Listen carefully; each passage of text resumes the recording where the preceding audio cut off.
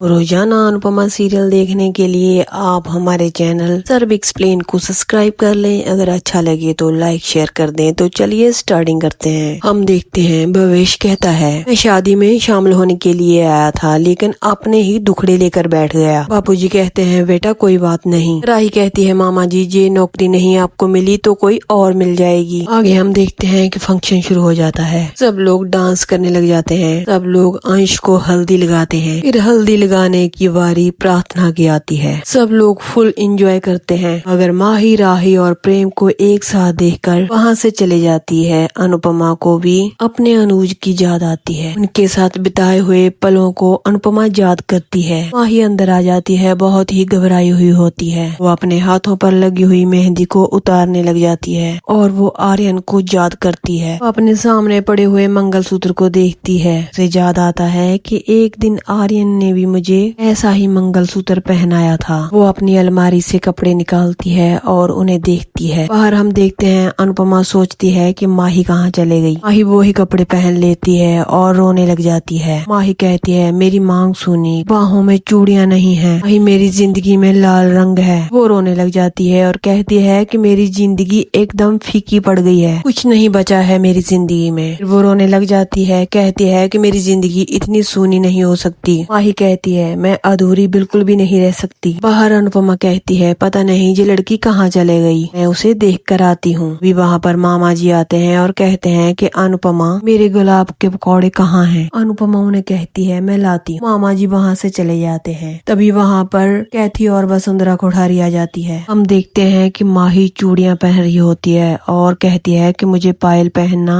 कितना पसंद था। साथ ही वो आर्यन को भी याद करती है। वो धीरे धीरे कर मेकअप कर रही होती है। वो सोचती है, मुझे दुल्हन बनने का कितना शौक था। माही कहती है, मैंने सारा श्रृंगार तो कर लिया मगर मेरी मांग में सिंदूर अभी भी नहीं है। माही सिंदूर की डब्बी उठाती है और अपने मांग में सिंदूर भर लेती है। माही खुद को शीशे में देखती है और कहती है कि मैं कितनी सुंदर लग रही हूँ। अगले ही पल में वो सैड हो जाती है और कहती है कि ये 16 श्रृंगार मेरी किस्मत में क्यों नहीं है। माही कहती है, सबके पास कोई न कोई है। माही के पास प्रेम है, राजा के पास परी है, माँ के पास पापा है, काकी के पास काका है, यहाँ तक के प्रार्थना के पास अंश है। मेरे पास कोई क्यों नहीं है। ये सब सोचकर माही जोर जोर से रोने लग जाती है। आगे हम देखते हैं अनुपमा कैथी और वसुंधरा को देखकर खुश हो जाती है और कहती है, आखिरकार आप लोग आ ही गए। अनुपमा प्रार्थना को आवाज लगाती है, प्रार्थना देखो कौन आया है। प्रार्थना उन्हें देखकर उठकर खड़ी हो जाती है। अनुपमा उसे मना करती है, तुम हल्दी की बेदी पर हो इसलिए बाहर नहीं आ सकती। अनुपमा कैथी और वसुंधरा को अंदर आने के लिए कहती है। अनुपमा कहती है, पराग जी नहीं आए। प्रेम राही से कहता है, लो कम से कम माँ और मोटी बात तो आए। अनुपमा उन्हें अंदर बुलाती है और कहती है, प्रार्थना मैंने तुझे कहा था ना ये लोग जरूर आएंगे। प्रार्थना मोटी बा को बुलाने लगती है मगर मोटी बा सामने से हाथ खड़ा कर देती है। बा कहती है, हम यहाँ खुशियों में शामिल होने के लिए नहीं आए हैं, हल्दी लगाने की बजाय जिम्मेदारियों का बोझ उतारने आए हैं। अनुपमा वसुंधरा जी से कुछ कहने की कोशिश करती है मगर वसुंधरा कोठारी उन्हें भी चुप रहने के लिए कहती है। कैथी अपने पर्स में से कुछ पेपर निकालती है। तभी लीला कहती है, ये क्या तमाशा कर रहे हैं आप लोग। वसुंधरा कोठारी कहती है, तमाशा तो आप कर रहे हैं, हम लोग तो काम कर रहे हैं। वसुंधरा कोठारी कहती है, प्रार्थना तू अपनी मर्जी से अंश से शादी कर रही है लेकिन ये जो बच्चा है ये कोठारियों का खून है। वसुंधरा कोठारी प्रार्थना को कहती है, इन कागजों पर साइन करो जल्दी। मगर अनुपमा कहती है, ये पेपर कौन से हैं। वसुंधरा कोठारी कहती है, बीच में बोले बिना नहीं रहेंगी आप अनुपमा जी। अनुपमा भी कह देती है, बीच में बोले बिना मुझसे रहा नहीं जाता इसीलिए पूछ रही हूँ। अनुपमा कहती है, मैं नहीं चाहती कि प्रार्थना को इस हालत में कोई परेशानी हो। अनुपमा कहती है, इसीलिए आपसे मैं पूछ रही हूँ। कैथी कहती है, कुछ तो ऐसे रही हैं जैसे हम प्रार्थना के कुछ नहीं लगते। लीला कहती है, पहले हमें साफ साफ बताओ कि इन कागजों में लिखा क्या है। अभी वसुंधरा कोठारी बिना टाइम लगाए कहती है, कागजों में लिखा है, प्रार्थना बच्चे को जन्म देने के बाद बच्चा हमें सौंप देगी।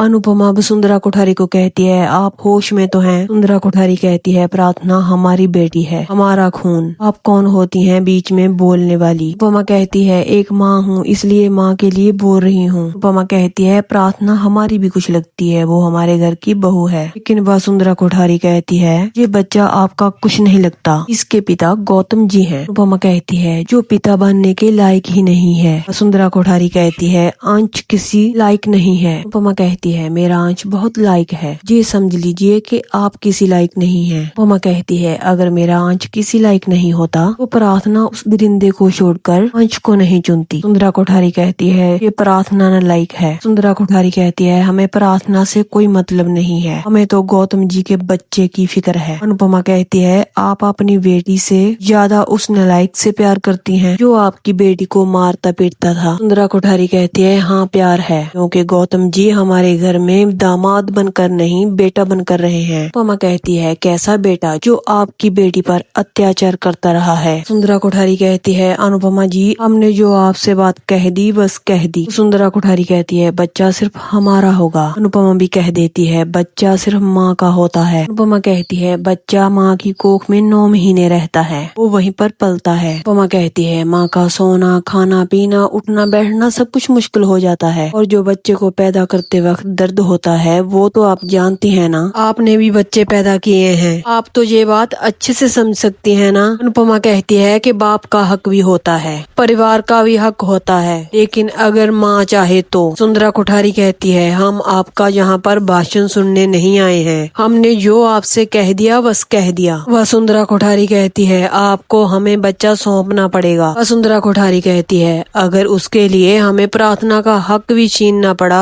तो हम छीनेंगे। अनुपमा को गुस्सा आता है और कहती है तो छीन कर दिखाइए ना। अनुपमा कहती है वसुंधरा कोठारी आज तक आपके सामने समधी बनकर हाथ जोड़कर सिर झुकाकर खड़ी रही हूँ, अगर आपने मेरे पोता बहू की गोद से पड़ पोते को छीनने की कोशिश की तो मैं आपकी ईंट से ईंट बजा दूंगी। वसुंधरा कोठारी कहती है आपको हमारी दौलत का अंदाजा तो है ना। अनुपमा कहती है हाँ आपकी दौलत का अंदाजा तो था मगर आपकी शराफत का अंदाजा नहीं था। अनुपमा कहती है आज ये तो पता चल गया कि आपके पास दौलत तो बहुत है लेकिन शर्म और शराफत बिल्कुल भी नहीं है। अनुपमा वसुंधरा कोठारी से कहती है आप इतनी भी अमीर नहीं है कि इस अनुपमा से उसके परिवार का सौदा कर सके। वसुंधरा कोठारी कहती है ये जो आप में इतनी अकड़ है ये यहीं ही रह जाएगी। अनुपमा कहती है आपने अभी तक मेरी अकड़ देखी कहाँ है। वसुंधरा कोठारी का गुस्सा 7वें आसमान पर पहुंच जाता है, लेकिन अनुपमा वसुंधरा कोठारी को कहती है आवाज नीचे। अनुपमा कहती है मैं आपको संबंधी होने का सम्मान दे रही हूँ, इसलिए आप जहाँ से चुपचाप चले जाइए। अनुपमा कहती है वरना। वसुंधरा कोठारी कहती है वरना तुम क्या कर लोगी। अनुपमा कहती है आज भी मुझ में इतना गुस्सा है, अगर पहली वाली अनुपमा आ गई शेरनी भी देखकर रास्ता बदल ले। यहीं पर इस खूबसूरत एपिसोड का एंड हो जाता है। आज तो अनुपमा एपिसोड में शेरनी की तरह दहाड़ रही थी, कल हम देखेंगे